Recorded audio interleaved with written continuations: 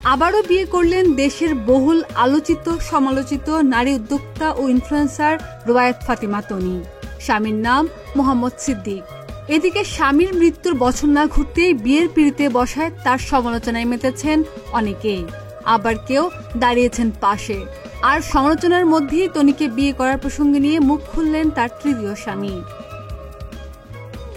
মঙ্গলবার এক পোস্টে তনির স্বামী সিদ্দিক লিখেছেন, গতকাল আমি একটি পোস্ট শেয়ার করে ঘোষণা করেছি যে তনি এখন আমার স্ত্রী।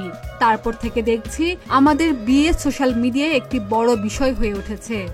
কথার সূত্র ধরে সিদ্দিক আরো লেখেন, কেউ কেউ আমার অতীত, আমার প্রাক্তন স্ত্রী এবং বিশেষ করে আমার বাচ্চাদের কথাও তুলে ধরেছেন, যারা নাবালক এবং তাদের কখনোই কোনো সোশ্যাল মিডিয়ায় আলোচনা বা ট্রোলিং এর অংশ হওয়া উচিত নয়।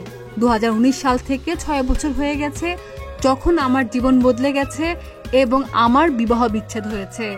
তিনি আরো বলেন, দয়া করে বুঝুন, আমি এবং আমার স্ত্রী তনি দুজনই প্রাপ্তবয়স্ক এবং আমাদের একসাথে একটি নতুন অধ্যায় শুরু করার সম্পূর্ণ অধিকার আছে।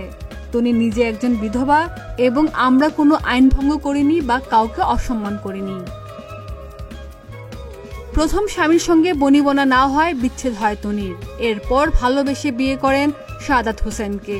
গত বছরের 7 অক্টোবর ব্যাংককে চিকিৎসাধীন থাকা অবস্থায় শেষ নিঃশ্বাস ত্যাগ করেন শাহাদাত।